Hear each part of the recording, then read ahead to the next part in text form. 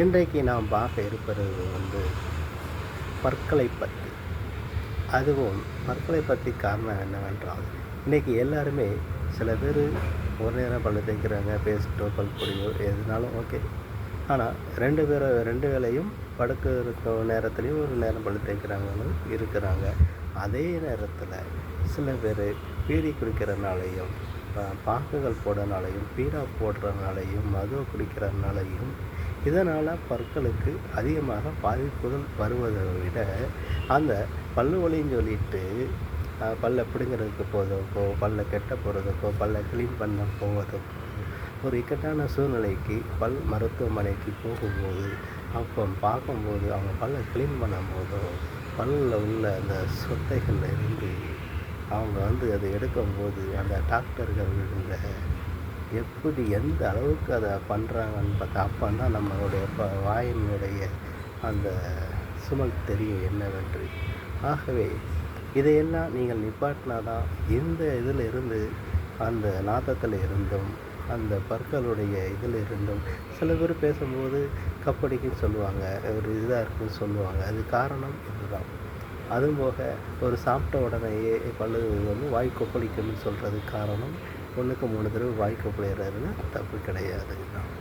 அதே மாதிரி காப்பி குடிக்கிறதுக்கு முன்னக்கூட்டி தண்ணீர் குடிக்கணும்னு சொல்லுவாங்க.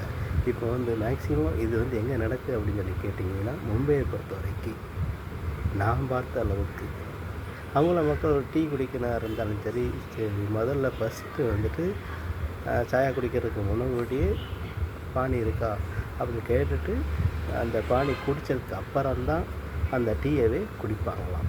இது எதனால் அப்படின்னு சொல்லி பார்க்கும்போது அந்த வாயில் உள்ள தூசிகளோ எதுவுமே எல்லாமே அப்படியே உள்ள போயிடும். அதுக்கப்புறம் டீ குடிப்பாங்க.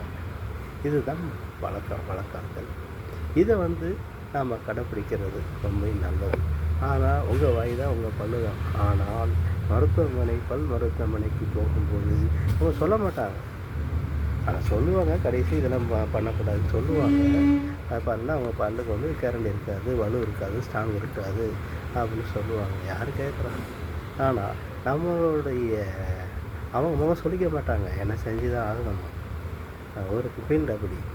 அதனால் மனசில் நினைப்பாங்க. அதே மாதிரி நம்மளுடைய அந்த சுமலும் நமக்கே தெரிய வரும். அப்போ நம்மளுக்குள்ளே நம்ம இதே இப்படி இருக்குதா அப்படின்னு ஒரு நிமிஷத்தில் நான் யோசிப்போம்.